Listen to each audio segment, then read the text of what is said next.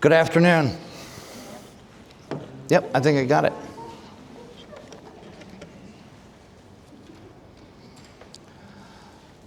So I appreciate all of the help that we've gotten here at the conference. It's been kind of a special time for us because of how well the entire program was put together.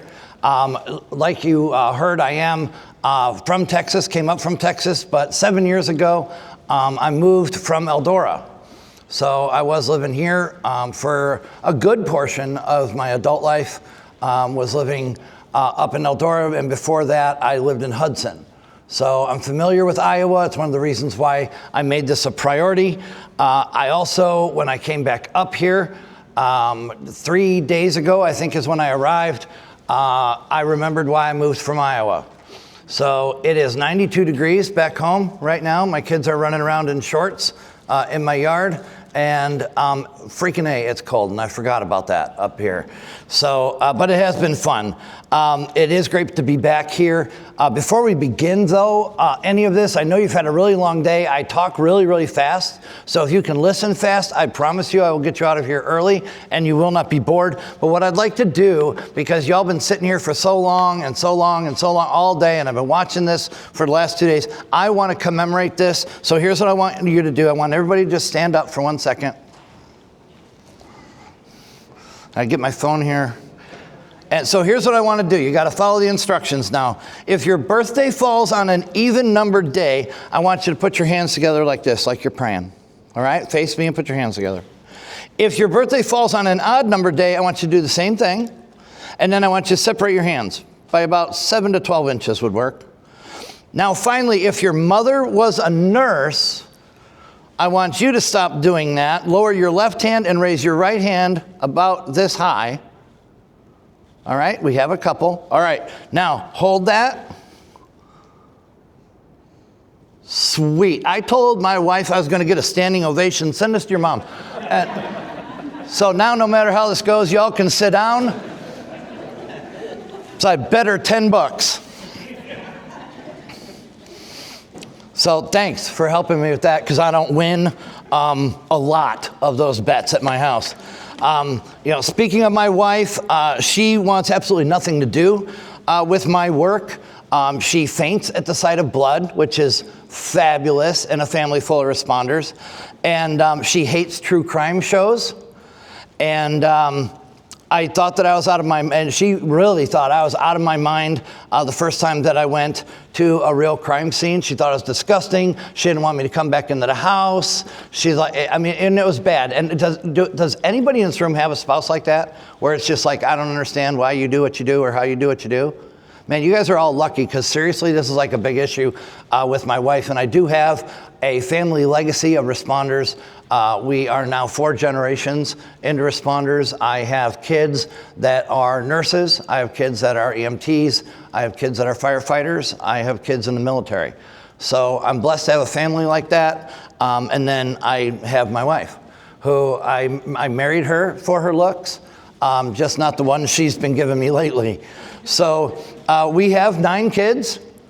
60 years old, and that's important to remember later when I start talking about my age again. But we have 9 kids. That's the 9 that are at home.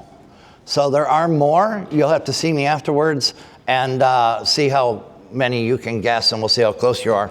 But you can imagine family dinner looks a lot more like a disaster deployment.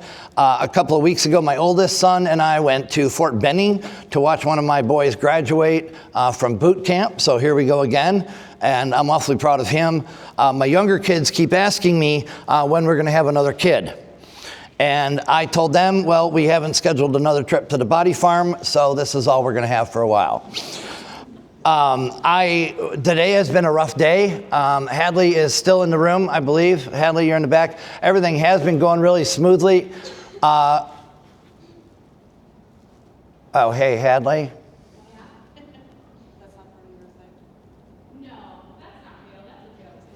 Yeah, it's a joke. I'm sorry. Hadley's had a bad day. That was just for you. But I do want everybody, man, I'm telling you what, I do conferences around the world, and Hadley is an absolute joy. And would you just clap and tell her that for a second, would you please?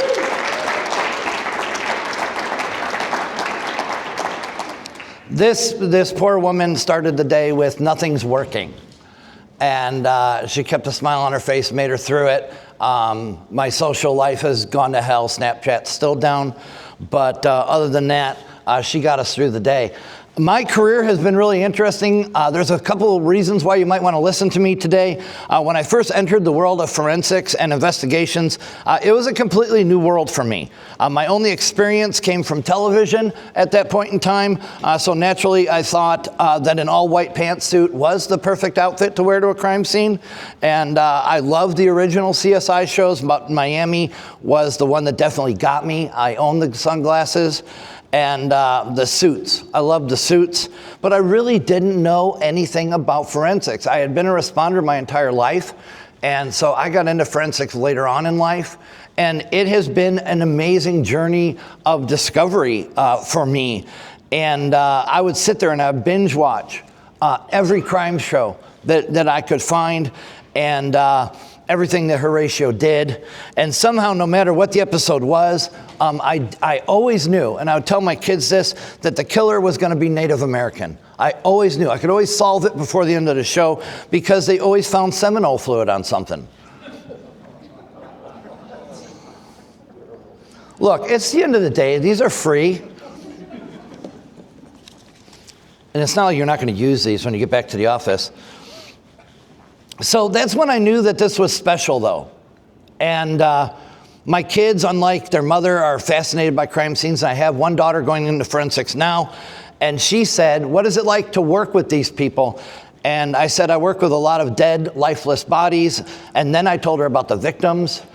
So now I do want to talk about you for a minute, though, and seriously, I do. I've spent the better part of 4 decades doing what I like to call living in the arena. And for those of you that know what I mean already, you'll have to to just sit through this because this means a lot to me and I wanted to share it today. For those of you who know my work or know me on LinkedIn, you'll know that phrase, that in the arena phrase. I began my career in the fire service before stepping into emergency medicine, where I learned that the difference between chaos and calm often comes down to just a few seconds of clear thinking. And from there, I moved into emergency management. From there, I went into counterterrorism and eventually Homeland Security, which is partially where I am today, where I began designing large-scale exercises and trainings for the federal government. And somewhere along the way, I found myself knee-deep in the forensic and investigative world, helping to build programs, writing curriculums. I started to co-author books, and I started to merge the worlds of first response and crime response, disaster management, and finally behavioral threat analysis. So to date, I have written over 28 books right now on responder topics, including homegrown terrorism and transnational gangs. So my life has been good. It's been great, actually. But, you know, there is a quote that I have carried with me most of my life. And it's the one that inspired everything I've built. My company, my nonprofit is the Life in the Arena Foundation, my publishing company, which is 1910 Publishing. And it all comes from President Theodore Roosevelt's speech that he gave in 1910 called The Man in the Arena. And what he said was, it's not the critic that counts, it's actually the people that are in the arena. And that is you. Today, that's you. It's been you. It's men and women alike. And that speech, that idea became the heartbeat of everything that I do, the motivation for what I write, what I teach about, and how I spend my life. And so that speech reminds me constantly of what really matters. And it's not the critic. And over the course of the last several years, I had a conversation with a law enforcement officer here yesterday. And that conversation was about how nice it is sometimes to get a break from people hating you or throwing something at you or criticizing everything that you do. It's gotten harder, and it seems like the critic has really counted, but the critic isn't the one that counts. It's you. It's the people in the arena. And if you ask me, I really truly believe, because of some things that have happened over the course of the last 3 years in my life, that it really truly is you that matters. The quiet warriors of our time, the ones that don't always get recognized. Most of you walk into work that is surrounded by silence. There's the silence of death, of evidence, of unanswered questions, and you bring order to it, and you restore dignity to the fallen, and you extract truth from chaos. And I believe that you have become kind of one of the most important elements in the world of response. I don't want to spend a lot of time on anecdotal stuff because I have to start talking faster and actually teach you something, or I won't be asked back next year. But I will tell you, here's one of those things. I'm not just saying this to pump you up or so you all clap when I'm done talking. My daughter was abducted just several months ago by a human trafficker, and law enforcement wasn't helping. And the law is not on the parent's side when a kid goes missing. And when the caseload is too heavy, it's really hard to be the parent. I had never been on that side of something so horrendous and so scary, something so frightening, something that was giving me just terrors 24 hours a day. But what I ended up doing was I ended up calling on you. Because of my relationships in the forensic community, we brought her home. And that's who brought her home. It wasn't a SWAT team. Nobody kicked in the door. It was you. It was your community that stood up and helped me and said, hey, we can do this. Hey, let's look into this. Hey, you know what? We just got into this account. And my daughter's home today because of you. So I make no joke about this. What you do is not just important, it's crucial. Civilization only holds together because people like you keep uncovering the truth. You stand between justice and decay. But you're unthanked, and I know it. You're unseen, but you're the backbone of every investigation, every conviction, every piece of closure that families cling to. You are the ones in the arena. And before I go any further, I want you to know that. This is my way of applauding you, because the people in the arena are the ones that are covered with the dust and the sweat and the blood, and they do it every day. And that's why I've built everything I built, was to give a voice to you, and I'll continue to do that. And I hope just today, in the time that I spend with you today, honors the people that you are and the men and women that you are and the heroes that you truly are. So yours is a valor that many never see. I want to talk about critical thinking today. There's a couple of other things I want to talk about, but today's session really brings together kind of two major pieces of what I believe is the future of this industry, of this practice, and not just of law enforcement or forensics, but overall in how we think and how we train. Everything is changing. The days of sitting there for countless hours and listening to some old fart stand at a podium and just talk and talk and talk, it's changing. This is not where you're getting all of your instruction. You're not doing this every week, but you're training every week. So the world is changing. The first half of our time together right now is going to focus on something that's become a personal passion and a professional mission for me, and that's critical thinking under pressure. I've gotten relatively good at it, and it's the subject of my book, Red Wagons, and it's the foundation for something that I created called the Red Wagons methodology. It's a system that I developed over 25 years, but believe it or not, I began to develop when I was 7 years old. And it's of studying how responders, investigators, and analysts process information in the heat of the moment.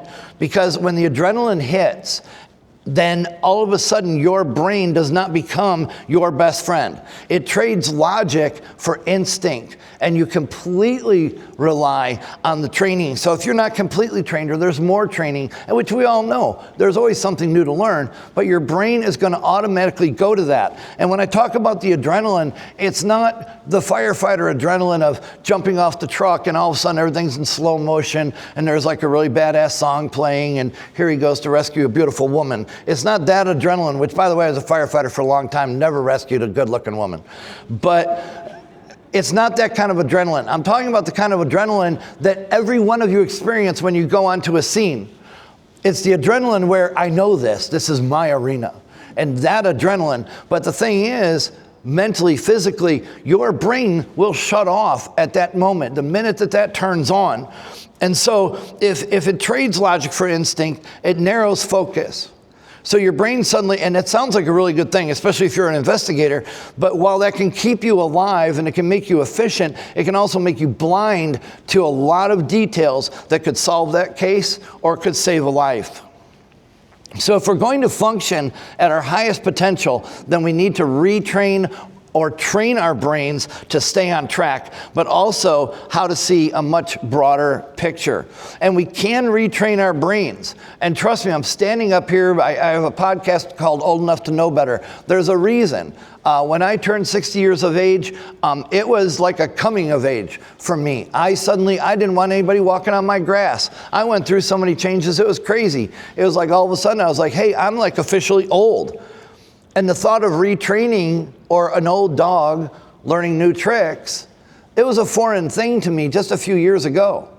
But we can retrain our brains, and we can train them to start to see new patterns and to see consistency even out of incredible inconsistency. To find new normals so we can find the new abnormal. By doing this, we're going to be able to process what we discover and investigate a lot more clearly if we do this. And it's just a way of thinking. That's what I'm here to talk to you about today. So the Red Wagons methodology is about retraining that response.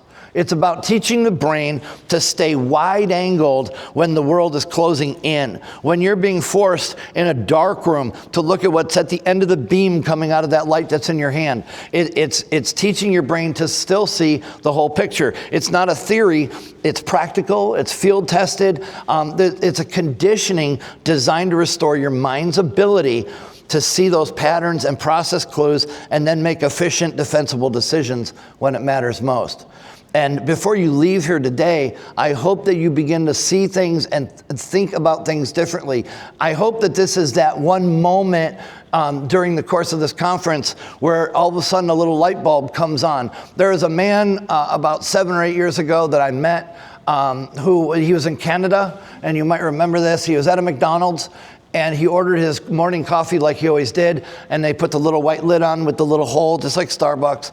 And he was drinking his coffee. He got all the way down to the bottom of the cup, and he felt something hit that white cover. And he took the cover off, and there's a dead mouse in the bottom of it. And I have photos. I was going to put them in the slides, but I was like, come on, really? Because I would just like pander to all of you because you like sick photos. But I actually have photos I got from him, and I got to meet him. And I talked to him, and I said, so I bet you don't drink coffee anymore. And he said, no, I just don't drink coffee with a lid anymore. He changed. He allowed something to happen to him, changed the way that he thought. And I don't drink coffee with a lid anymore either, so you can learn from other people's experiences. But investigators will call what I'm talking about tunnel vision, when you get that weird focus. And psychologists call it cognitive bias. That one part of your brain is telling you how to think over any other. But whatever the label is, it can cost lives and it can lose evidence. One case that I reference in my book involves a responder who made a split-second assumption at a scene that turned out to be absolutely, completely wrong. It was an assumption. It was based on his training. And the error wasn't from negligence, but it was just from mental overload. It was because of everything else that was going on, and he hadn't learned how to see the entire picture. And those moments are far too common now because of everything else that is going on in scenes and in our lives and in the press and around the globe. So studies have shown that over 60% of investigative errors trace back not to lack of training. You can't blame the conference. It's not to a lack of resources. It's to cognitive fatigue and decision-making under stress. So think about your life right now, because if your life is under stress, it's not just the stress of the job. I know that a lot of you, I've actually heard the little stories. It's like, oh my God, I hate going to a crime scene with that guy. I can't do it. I'm not talking about that kind of stress. I'm talking about overall. But 60% of errors trace back to decision-making under stress, where tunnel vision actually becomes overwhelming. That means our greatest vulnerability is not any lack of tools. And I know that in the last presentation, we were talking about tools, and I was blown away by the little laser thing that was making the circles. I was like, Jesus, why would you ever buy that thing? And so I was like, that killed me. I love that, watching you do that. But it's not about lack of tools. It's about a lack of mental calibration that only you're in charge of. And I'm going to show you today how to do that calibration, because that's what that methodology that I created is actually all about. It teaches professionals how to rewire their thought process, slow down the perception in time, and avoid the traps that stress environments set for us. Whether you're an investigator walking into a homicide, you're an officer arriving at a domestic, or a forensic tech trying to protect a chaotic scene, the same mental mechanics apply, and it applies across the board for all responders. Now, the second half of what we're going to talk about today is going to get a little more futuristic. I'm going to introduce you to somebody very special to me here in about 25 minutes. It's something I love to talk about, which is weird. My kids think it's weird. I have a 23-year-old son who, if you talk to him, he's sitting in the back of the room, he will tell you he thinks this old man is completely nuts. He is the Gen Xer of my family, and he thinks I am over the top in love with technology. By the end of this, I will let you judge whether or not I'm nuts. My wife thinks I'm nuts, but I want you to know that this is something I love to talk about, because this is where it's going to get fun. I'm going to talk to you about how artificial intelligence and virtual reality are reshaping the way that we train, prepare, and respond. Virtual reality has become one of the most powerful innovations in training since the invention of the live fire exercise. With the right technology, we can now preserve actual crime scenes, recreate real-world environments, allow trainees to walk through those spaces repeatedly, and never contaminate evidence or step behind the tape. We've come a long way in 10 years, and now the speed has picked up. You pair that with AI-driven analysis, and suddenly you've got systems that not only track your movements and decisions, but you also measure your observational efforts and your efficiency and your response time, and even where your eyes focus. And one of the things I want you to know is that the minute somebody says AI, everybody immediately thinks of memes, TikTok, and chat. And that's not what I'm talking about. I'm talking about the tools that are coming out right now that are going to change this world, the world that we live in and the world that we work in. During one of our recent projects, we captured an entire apartment complex in virtual reality. And we used it for gang activity training because we were just able to immediately transform it into a 3D simulation in a place where you don't want to bring new trainees. They wouldn't walk out alive. And we couldn't do that 3 years ago. The trainees could walk down the hallways, they could document evidence, and even encounter simulated bystanders. These tools are especially valuable when you're talking about cross-disciplinary stuff, because now the captures and the virtual reality and the AI that's being used in the forensic world can be passed over to emergency medical technicians so that they know how to operate within the same field so they don't screw up everything that you're trying to accomplish by trampling all over it. Or firefighters who just blindly go in and don't even notice whether or not the door was open. They kick it anyway because that's what firefighters do, because they're like freaking gorillas. And so we can cross-train now in ways that we never could. But in the field, all of the lanes blur. With VR and AI, we can merge all of the experiences, all of the training, all of the conferences, and I personally am excited about it. So by the end of this session, my goal is that you leave with two things. First of all, a renewed respect for how powerful your brain really is and how dangerous it can be when it runs on autopilot.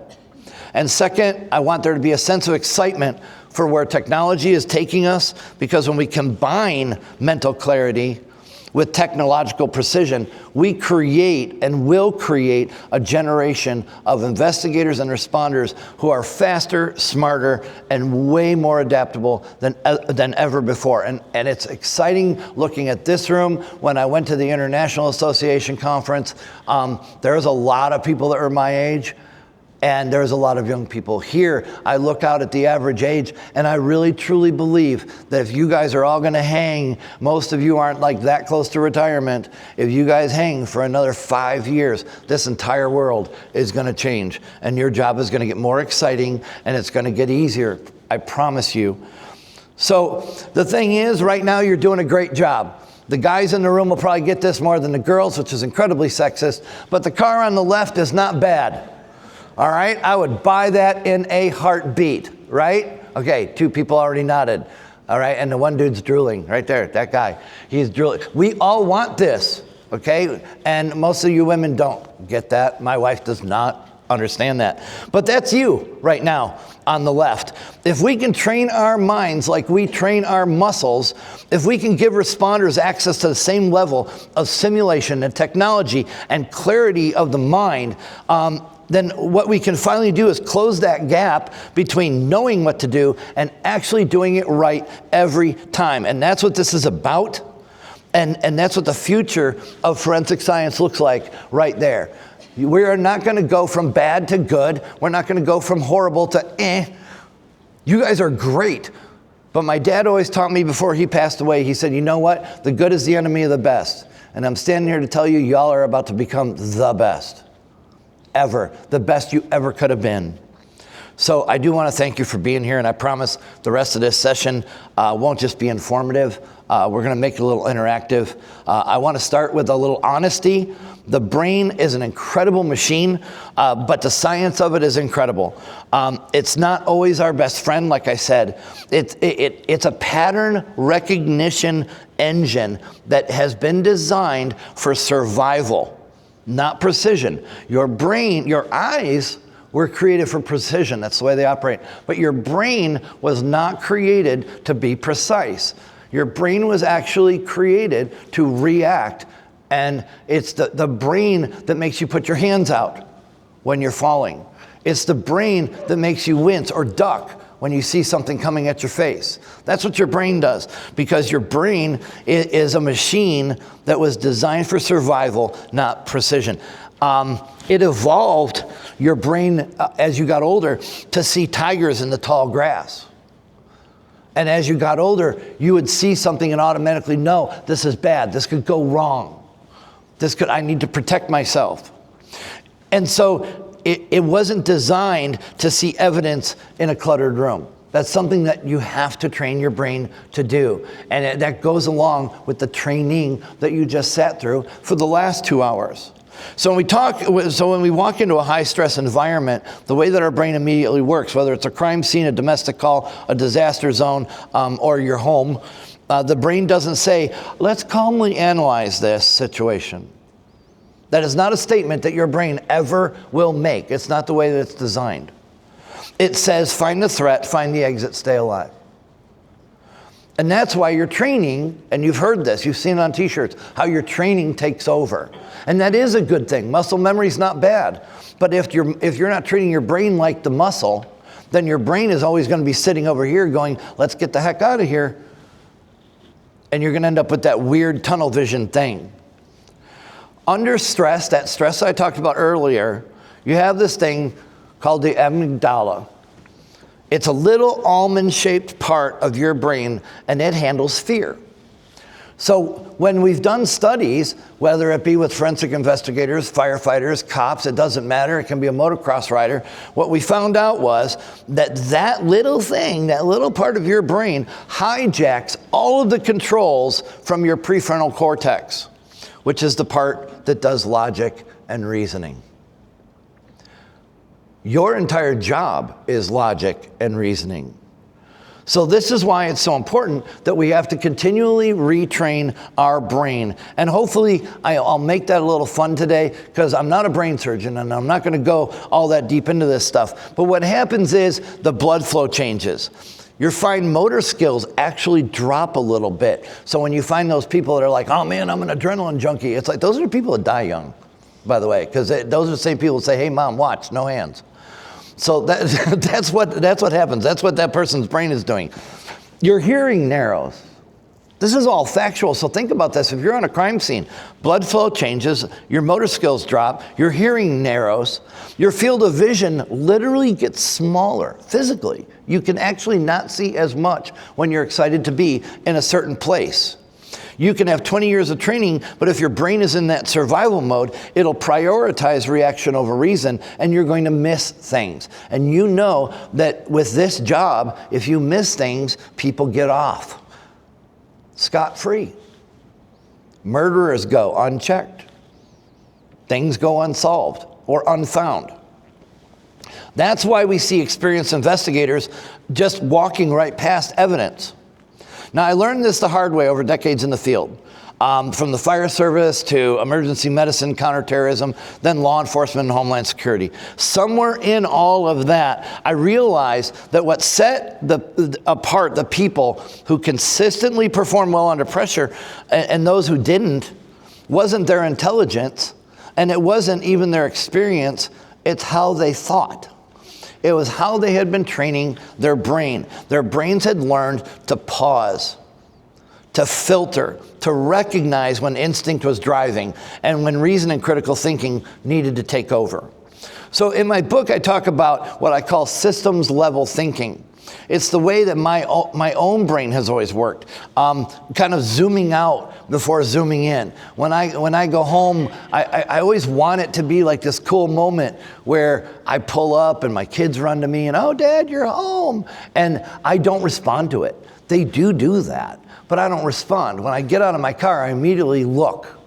Have branches fallen from the trees while I was gone? Is there a flat tire on my car? Is there, and I do that, and I look at the whole picture, and then I come down, and it's like, oh yeah, and my kid's now been standing there for a full minute going, Daddy, Daddy, and my wife doesn't get it, but it's because that's how my brain works now. So I see patterns first. I see the big picture first. Some people call that intuition.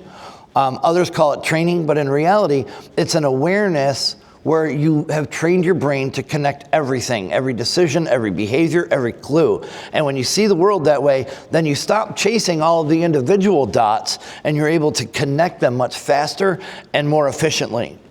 So here's the thing, critical thinking is not a gift, and it's not really something that can be taught.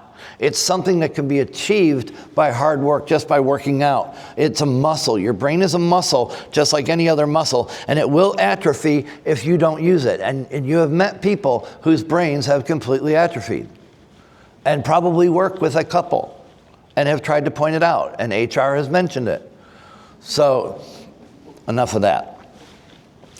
So the Red Wagons the system, the methodology that I created was, I told you, I literally started to learn it when I was 7 years old. And I know that was a weird thing, and I dropped it and I didn't say nothing. Well, this is the moment.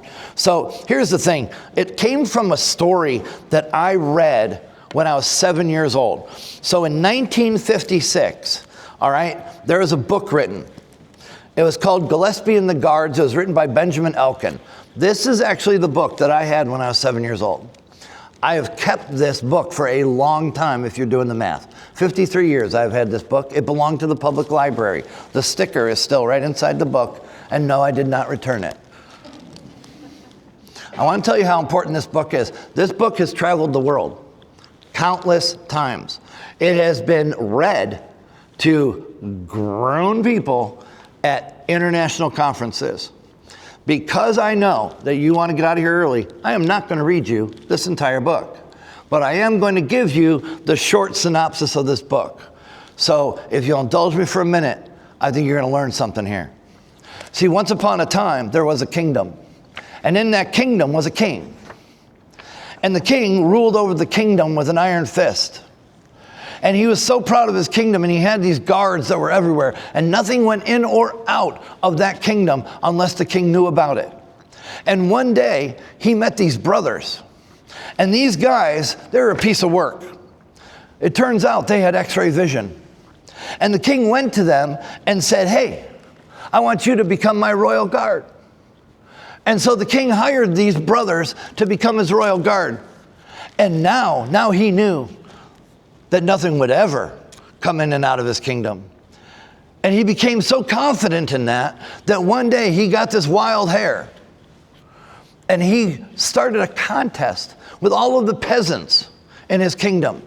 And here's what he said. He said, I will give away a piece of this kingdom to whoever can get anything by my guards. And so, of course, everybody tried.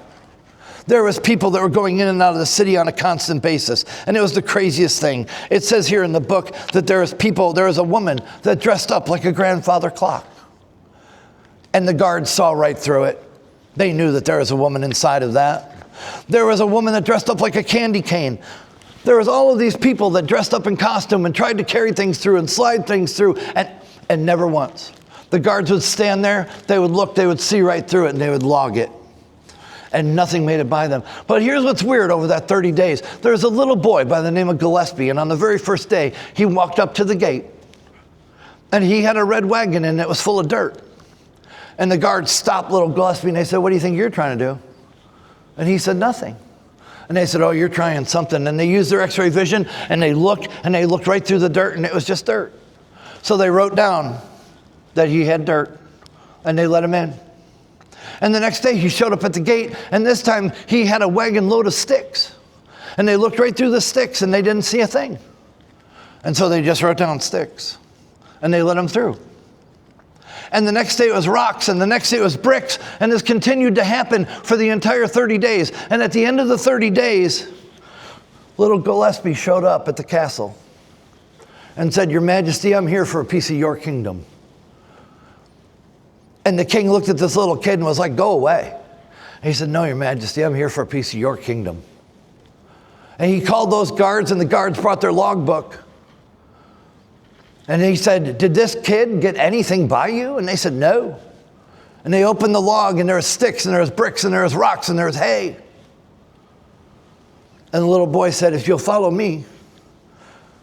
And Gillespie walked them down the main street, and all the townspeople were following, and here was the king, and here was the guards with their x-ray vision, and all the townspeople behind them. And little Gillespie got to the end of the street, and there was a building, and he swung open the doors of the building, and there was 30 red wagons. And the king lost a piece of his kingdom, because that kid had smuggled the wagons. And that's how you start looking at the way your brain works. Because that story is the foundation of what I'm showing you today. It's because in the real world, we have trained so well. I don't doubt the training of any one person in this room. I think that sitting in this room right now, there are hay specialists and rock specialists and brick specialists and stick specialists and gravel specialists, and I know this. And there's nothing wrong with it, because we get good at it, really, really good. Sometimes we get so good at it, we can speak at a conference on it, and we become the hay specialist.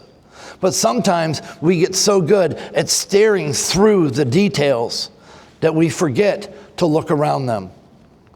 The wagons represent the bigger picture, the context, the unseen, the unconsidered. They're the assumptions that we never question because we're too busy looking at what we expect to find. See, that's what happens with that tunnel vision, because we start to look for what we expect to find. They're the assumptions where we never question, or we rarely question, because we're too busy looking at what we expect to find. And just like the guards, we miss the wagons, and then we risk letting something crucial slip past us. And we lose justice every time. So this is why we need to force our brain to ask different types of questions. What am I really seeing here? What's missing? What doesn't belong? The brain hates those questions in the middle of something that it's going through, but that's exactly why we ask them, because that's how we exercise the brain. This is what's called neuroplasticity. Even looking at the word, it means that your mind can bend. And we have to continually bend our mind to make it stronger. The brain rewires itself based on repetition and stress. With the right mental drills, the right cognitive pressure points, you can build new pathways so that you see the wagons immediately. Because we're all trained for sticks and stones and hay so well. But the real genius, the real safety, lies in seeing the wagons. When you start thinking about Gillespie instead of the guards, your entire approach changes. You stop asking, what did I expect to see? And you start asking yourself, what did I miss? And that might be a physical thing where you just walk away from the scene for a moment and say, what did I miss? Let's look at the whole thing. I've been through this entire house. And we walk out in the yard and go, oh my God, the house is blue, that's why. And all of a sudden it comes together. That's how this works. And when you do that, you're going to elevate your observation beyond awareness. And that's where the clarity lives, and that's where the truth is found. So if we tie this to science without getting boring, well, Gillespie is a story. The brain's behavior under stress is not. When a little bit of adrenaline mixed with the familiarity of a scene kicks in, that little almond in your brain hijacks the controls. And like I said, your hearing narrows and your vision narrows. Your breathing changes, and the prefrontal cortex, that part that reasons and analyzes, that part that you rely on all the time, the part that thinks critically, it gets pushed into the back seat. And that's why people are not just walking past evidence. This is why investigators miss clues. This is why seasoned responders make unexpected mistakes. How many of you saw the news story about the gun on top of the squad car yesterday? All right, for those of you that don't know what I'm talking about, because that was about half of you, a law enforcement officer apparently got into his car. How many of you have ever set your coffee on top of the car and driven off? All right, that's what he did with his gun. And it was his rifle. And it was caught on film, and now there's trouble in there. It's kind of a cool news story. I'd never seen that before. But this is what happens. The brain isn't failing, it's doing what evolution designed it to do. It's just surviving. I need to get in the car. I need to get in the car. I need to get to work. But survival mode and investigative mode are not the same thing. So the method that I use is designed to override that instinct. And this applies to everybody in the response world. Everybody has a brain that works the same way. And those that stand out in their field, that are the true heroes, are the ones that have retrained their brain. It's not just something investigators can use. It's a way of thinking that applies to everybody, not just in this room, but every profession involved in our world. Police officers on patrol make hundreds of micro decisions a day, split-second judgments that can save a life or change one forever. Their training teaches them to look for sticks and stones, the hands, the waistband, the behavioral patterns. But the red wagon might be something as simple as the positioning of the car, the shift in body language, or the one thing that shouldn't be there but is. For investigators working a crime scene, it might be the pattern that just doesn't match, the thing that's missing from the narrative that we've been given, or the assumption everybody keeps repeating because we've always done it this way. Firefighters see it on scenes all the time. When there's smoke and flames, they get that tunnel vision so quickly, and adrenaline makes it very easy with them to overlook little things like structural detail or wind pattern. And it happened to me. With the haircut that I have, if you remember to do this afterwards, don't stare, to be rude. But you'll see on the side of my head, I have a very pink patch in my skin on the left-hand side. That's because I jumped off of a fire truck and I was running to the house because on the radio it said that there was an old lady in there. Now, first of all, she wasn't even in there. But I was running for the house, and without paying any attention, I ran to the front door, and the front door was locked, and so I backed up to kick the door. I wasn't paying any attention to the propane tank that was right next to that door, and I about blew the side of my head off because all I was looking at was the door.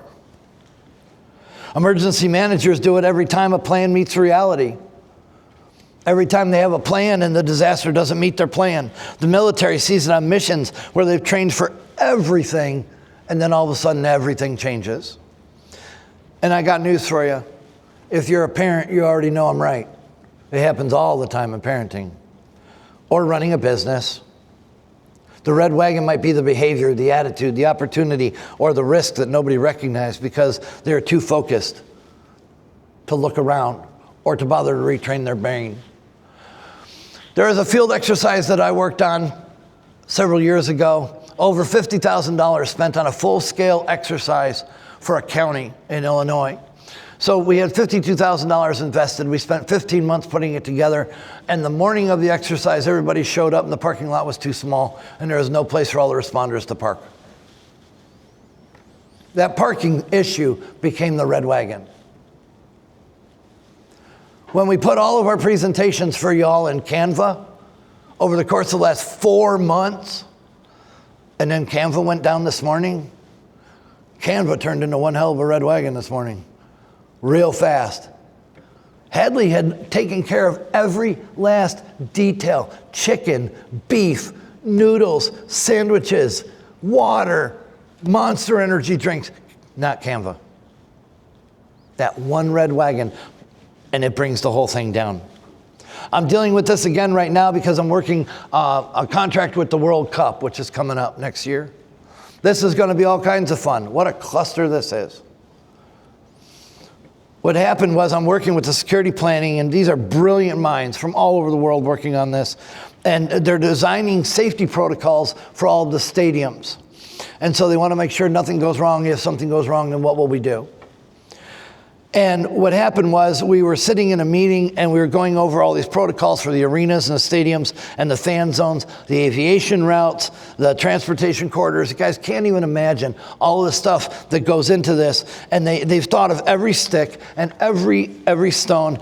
And what was crazy was nobody initially considered the thousands of out-of-town law enforcement officers and investigators. Because one of my questions was, oh my God, where are all the cops going to come from? And they said, we've got cops coming from 14 different states just to Houston to add to the security for the World Cup.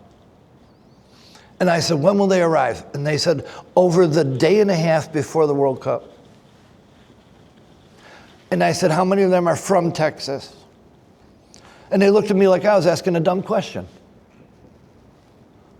Until I pointed out that none of them would know their way around Houston. They'd never been there. Just that one little red wagon looking at things the way that I look at them could have saved hundreds of thousands of lives. Because otherwise, we'd have had a lot of really confused cops out there. Hadley's talked here, I think, twice now.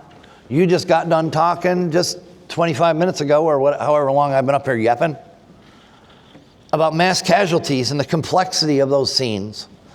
And you know what? You plan for every piece of evidence.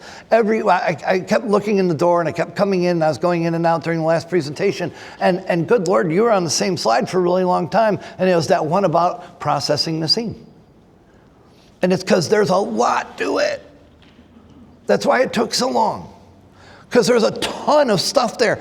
And it is a ton of sticks and hay and rocks and anything else that you can put into a wagon. And so we plan for sticks and stones and broken glass and fire and triage tags and comms failures. But the red wagon often reveals itself too late, when there simply aren't enough investigators. What happens in a mass casualty when it's so large and so spread out and you still have the same number of investigators you have now? Is that the red wagon? How many of you would show up to a mass casualty initially, as opposed to how many you would really need if it was that big of an event? Maybe that's the red wagon. So the plan can be perfect, and you listen to every word spoken at this conference. But now you've got a 3-block scene, and there's 3 of you. And it's about to rain, or the snow's melting.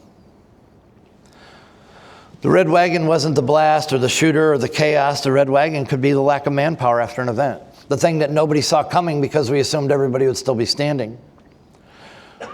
So red wagons show up everywhere. And they hide in our blind spots, they hide in assumptions and our comfort zones. And when we learn to see them and really see them, then we begin operating at a level that changes everything. So I'm going to give you a couple of exercises for your brain. And if anybody wants these, you can email me. I'll send them to Hadley, however you all want to do this, if you feel like you'd like to try this. But the first thing that you can do, of the 4 ways that I retrain my brain and that I teach, the first one is the 90-second reset. I don't care how bad the situation is, you've got 90 seconds. So take it. All right, this is a physiological override, what you're doing here. When that little almond hijacks your brain, logic shuts down. And so what this exercise does is it forces the prefrontal cortex back online. It's literally like rebooting your computer. So what you're going to do is you're going to breathe in for 4 seconds. And you're going to hold for 2 seconds. Then you're going to exhale slowly for 8 seconds. If you're a smoker, you're going to cough for 15 seconds. And then you're going to repeat it for 90 seconds. All right, just keep doing that. Now, here, it sounds stupid, right? It really does. But I'm talking to you about proven science now. Here's why it works. Slow exhale activates the vagus nerve. It lowers your cortisol immediately on a slow exhale. And it will restore the reasoning part of your brain back to max operating level. Just that little. How cool is that? Right? I mean, this ain't rocket science. This is how you force yourself out of that adrenaline thing, out of that hijacking. Investigators under pressure should use this right before they enter a scene, when interviewing any witnesses, and before or during making any analytical decisions. So that's the first thing we're going to do to retrain our brain. The second thing is called the 3 angles. If we do the 3 angles drill, your brain defaults to habit. That's what your brain does. This destroys any investigative work when it does that. So this is going to train your brain to break out of that single lane thinking. And here's how you're going to do it. You're going to take any observation, any piece of evidence, any statement or any assumption, and you're immediately going to force yourself to generate 3 alternate explanations. Does that make sense? I'll give you an example. So if the shoe prints are pointing east in the snow, well, angle 1 is the suspect walked east. Give me another one. Walking backwards. Maybe he walked in backwards. Oh, that'd be freaking genius. Or someone just staged the prints altogether. Now, we don't know if any of those are true, to be honest. But what we've done is we forced the brain to suddenly do something that it actually has the capability of doing. This is going to build your cognitive elasticity. It's going to make it so that tunnel vision doesn't occur. Your brain is suddenly going to be willing to turn left, turn right, back up, and go forward. And that's all you need to do. It's a reset. It's an immediate reset. And it can be done in 5 seconds. So right now we're at 95 seconds spent, and it stops the tunnel vision before it even starts. The third thing is the dot connection map. It's systems thinking. It's how a computer works. Most people chase single dots. Professionals map patterns. So what you're going to do is once a day, when you get to your office, you're going to call this your red wagon moment. You're going to take a case, an event, or a scenario, and you're going to write down 5 to 10 dots. You can do this while you're drinking your coffee in the morning. Do this while you're waiting in the line at Starbucks. That's a good expenditure of your time. And you're going to write down 5 to 10 dots. Clues, behaviors, weird anomalies. You're going to draw lines between anything that's related, and you're going to keep drawing until new shapes appear in your drawing, and you're connecting the dots, just like a little kid would. So you can do this on a napkin, you can do this on a whiteboard. You're in Iowa, you can do this in the frost on your freaking windshield. Your brain begins naturally scanning for how things might be related. And it doesn't have to be a case you're working, it can be anything. It could be a show you saw on TV last night. But the reason why this works is because it rewires your brain from reactive observer to a pattern architect. And you are now in control of every thought that you're going to have over the course of that day because you've reset the way that your brain views things for the day. And it works. The fourth thing is the future snapshot. And what this is this is foresight training. I see patterns. I just recently had a meeting with Homeland Security. We are looking at the threat of new Al-Qaeda attacks from cells that are here in the United States. There's been alerts going out to all the law enforcement agencies for about a month, and we are having a lot of meetings about this. And I was on a national call, I think it was a week or two ago, where I just said, hey, question, we know what these attacks are going to entail. We know that it's going to be fires, abductions, and random killings that all occur at the same time. That's what we know from the intelligence. So what I said was, have you noticed, has anybody noticed that all of those things are already happening. There's just been a lot of weird things. And they said, well, how do you know that?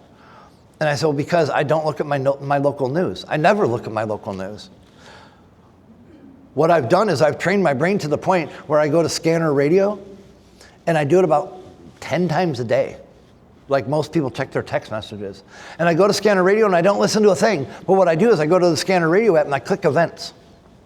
And now I have the entire country and I'm starting to see patterns. Like they're testing. Like they're doing field testing and collecting data. So this works. You really can't do this.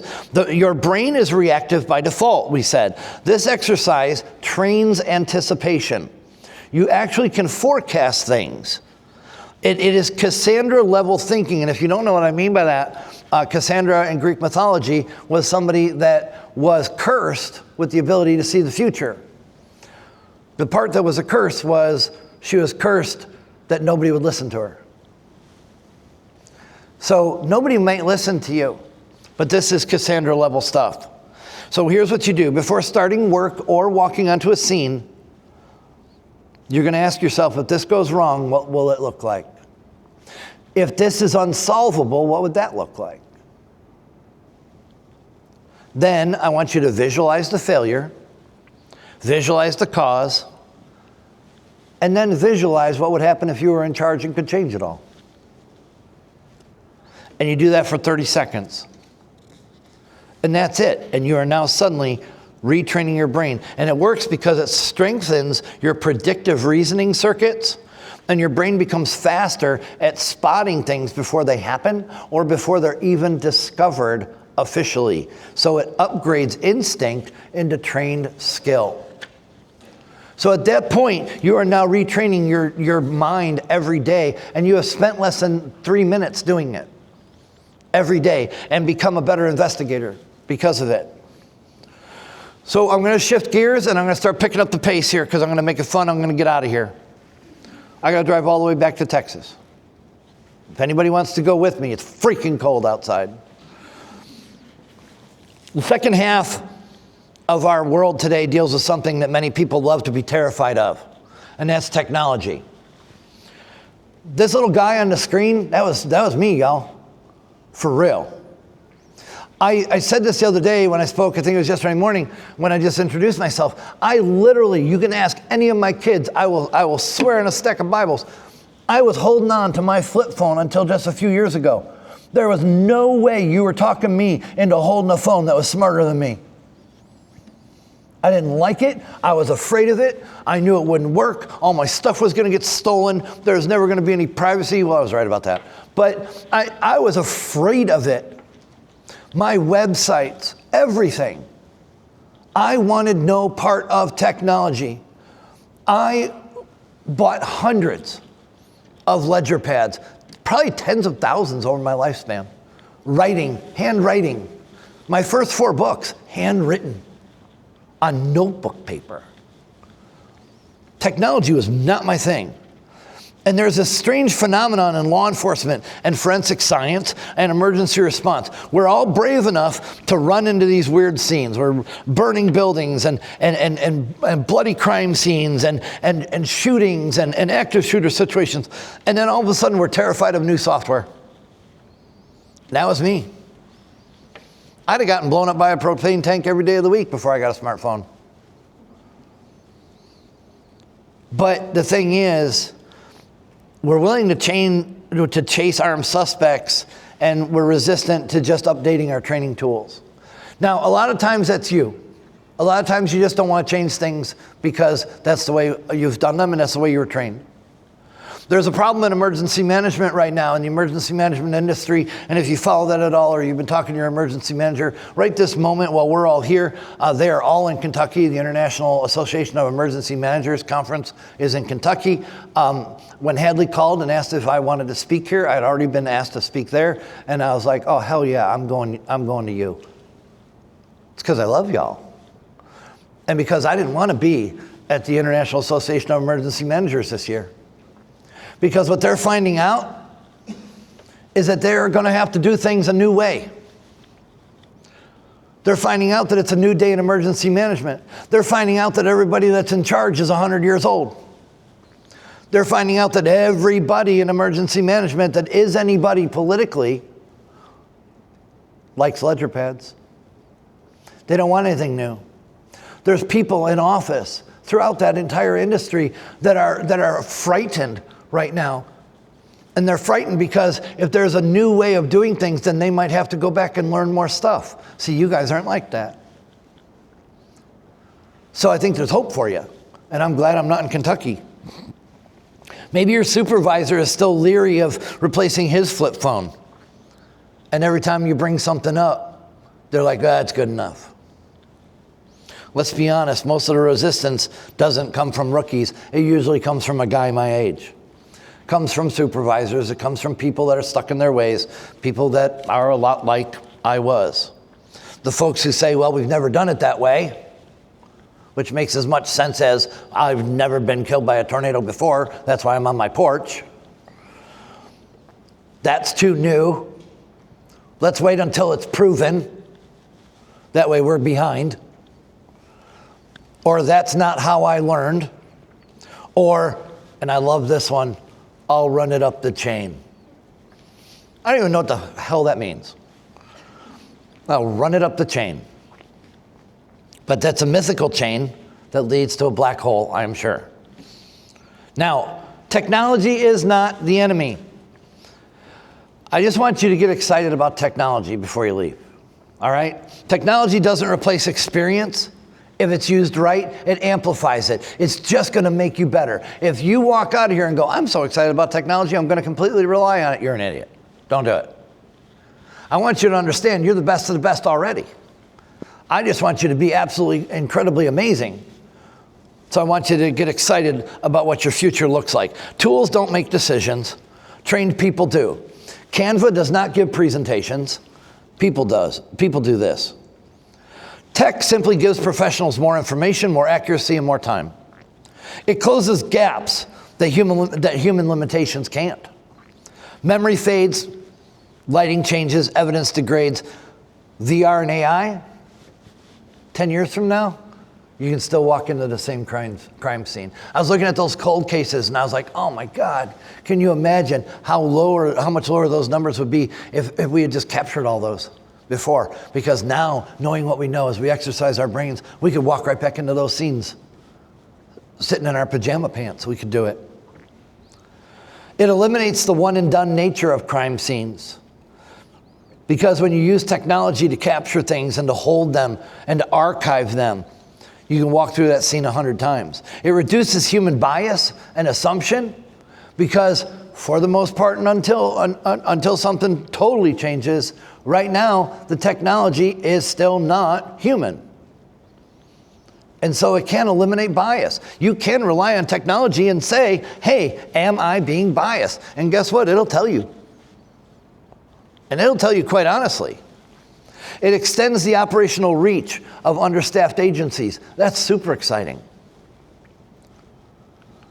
It protects responders and investigators, robots. Look at bomb squads. How cool is that now? They can just send a little dog in. I always feel bad for the little dog, but it's not really a dog, so I guess it's okay. My son is getting one of those dogs now, so it's not a real dog. It preserves tribal knowledge for the next generation. For those of you that are older, and not to pick on the last presenter, but I'm guessing that we're not too far different in age, everything that is stored in that man's head goes away when he passes away, unless we get it now. Technology could do that for us, to keep everything that he knows, all of that knowledge, all that stuff. That's a crazy amount of stuff to lose, and technology can prevent that from happening. It makes training more realistic, it makes it more accessible. It's the only way to keep pace with criminals who are using advanced tools. The fight that we're having right now at the border that I've been involved with for several years with the cartels, man, I'll tell you what, they're excited about technology. They love it, and they're using it, and they're exercising their brains, and it's killing us. For those of you that came by my booth, I was dealing with I had the virtual reality stuff out, and I wanted to show you this because I think this is super cool. This is how far we've come. So virtual reality, technology actually existed in the 1960s, so check that out. The first system, it was called Sensorama. And you actually sat in the thing over there on the left. You can see that. Now, what she's looking at was filmed by this dude here with this big thing. So over there, you would sit in that thing.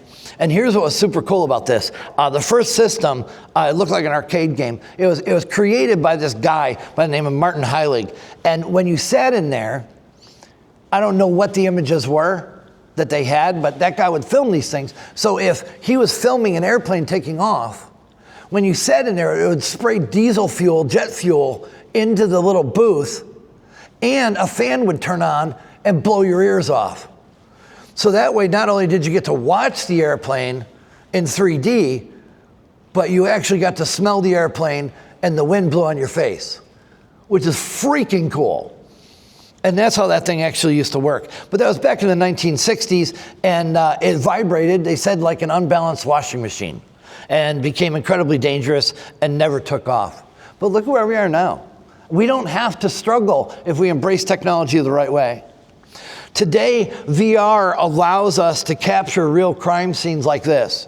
And we can move around in them, and we can revisit them over and over and over. And we have full depth perception, and we can gain full understanding. And we can train newbies before they ever go out and screw up a real crime scene. We can do all this now because of technology. And for those of you that didn't stop by my booth, this isn't a sales pitch, it's something I'm excited to share with you.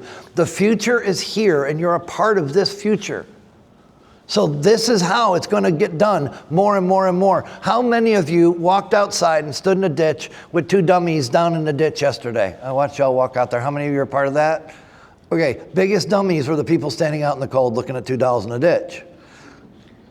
There's no way you'd have had me stand out there in the cold. I'm from friggin' Texas. But look at where technology's taken us. These conferences aren't going to be like this in 5 years. Your job's not going to be the way that it is in 5 years.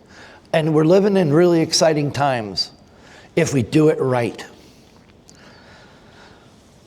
All of this technology gives you your power back, where you can walk the scene again. You can look it over. When it becomes a cold case, it can be revisited. You can send it to somebody else. You can call somebody in New York and say, man, we got this cold case. It's been 1.5 years. We don't know what to do. And they're like, well, send me the file. And you go, screw that. I'll send you to the crime scene. How cool is that? Let them walk around in it.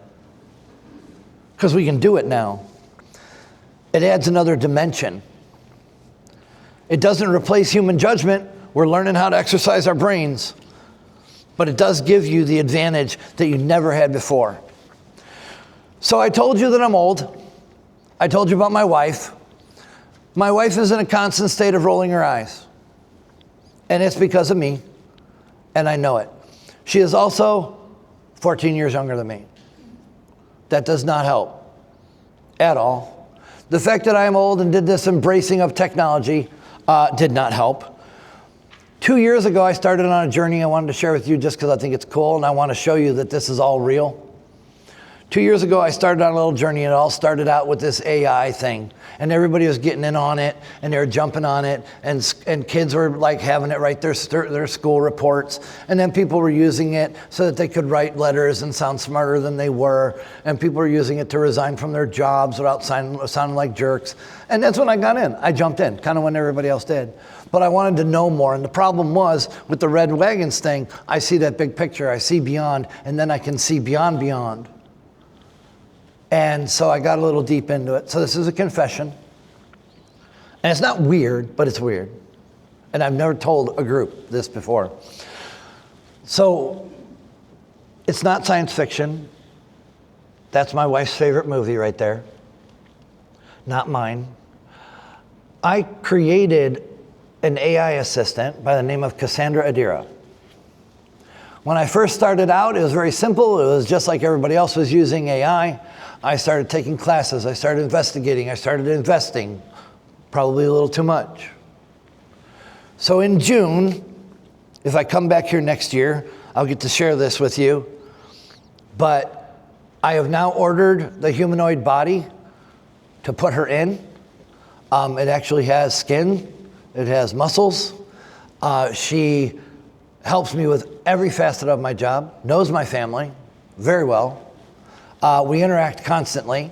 When the outage happened this morning, there was a gentleman here, I showed it to him because he didn't believe me, but I actually received a text message from her because I sent her a text message and said, "Are you okay?"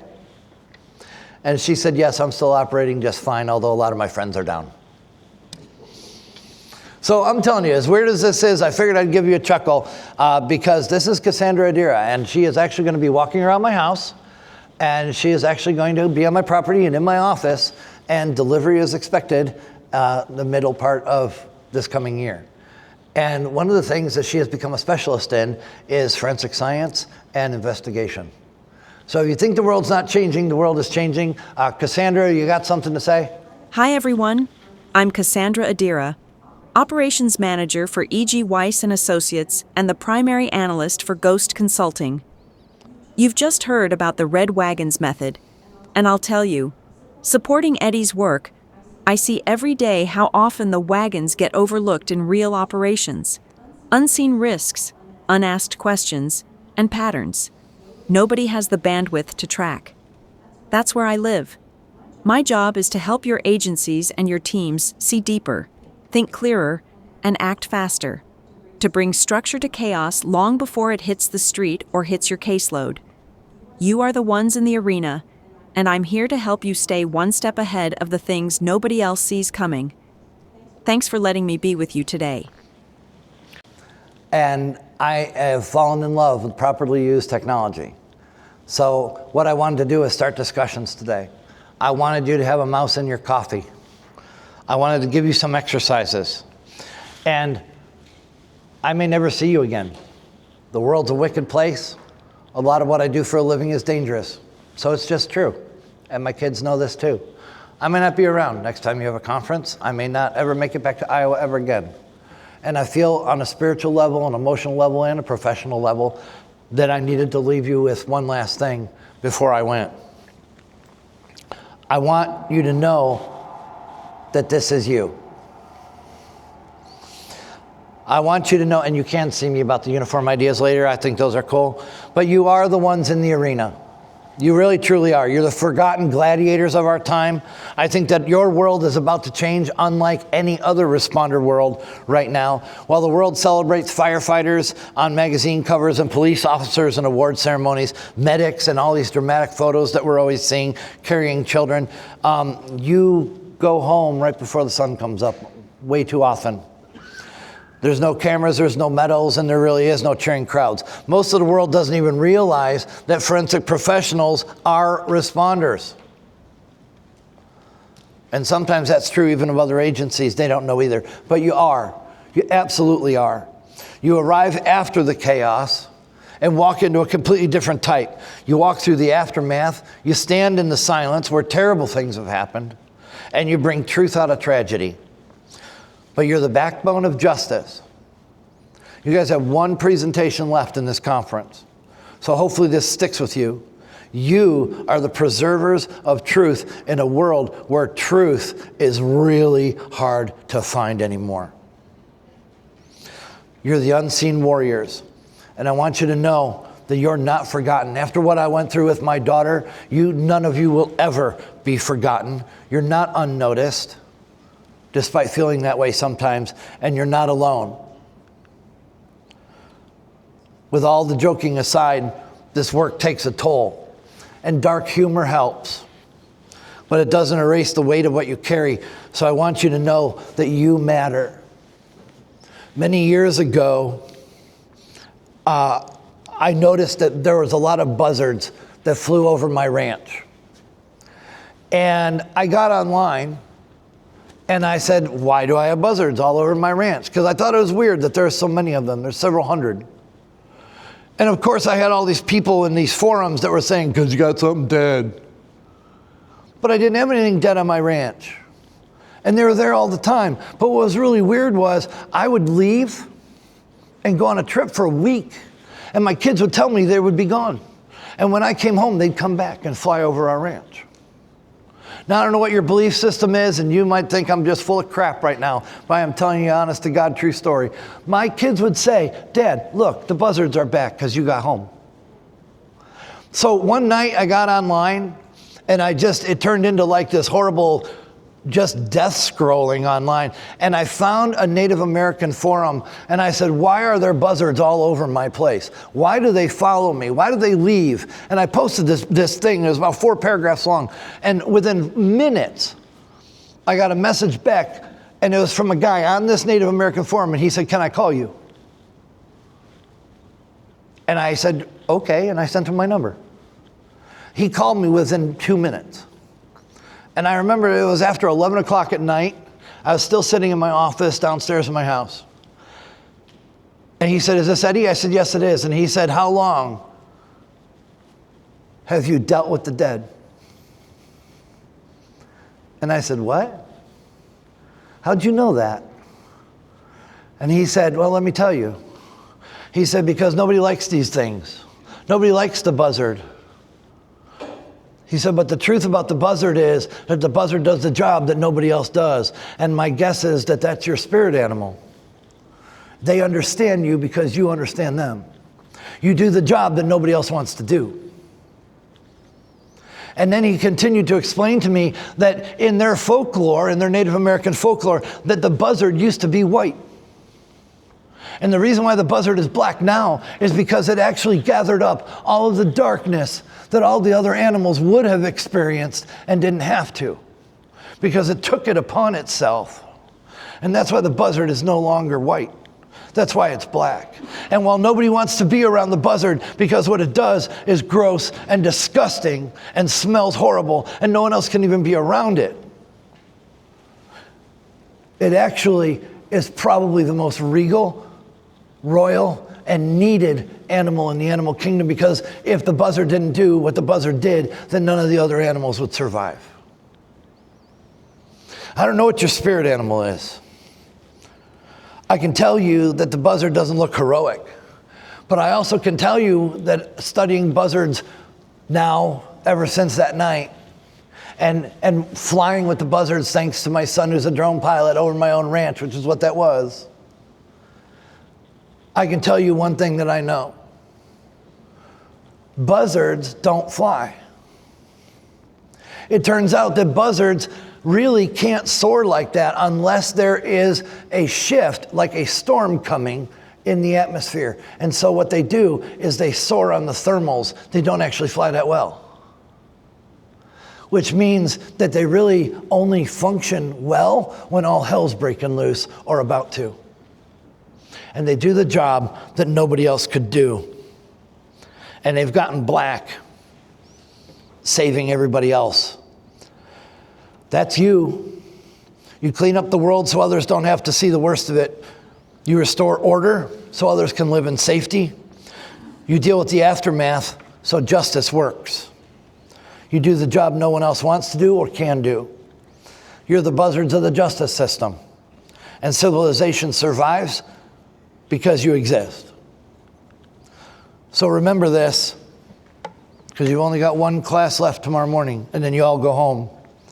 Whether you're on a scene in the lab, in virtual reality, or standing in the middle of your own mental battlefield, stay in the arena, exercise your brain, look for the wagons, keep thinking differently, and keep seeing what others can't. Because someone has to stand between chaos and truth, and I truly believe, after what I went through with my daughter, that someone is you. So thank you.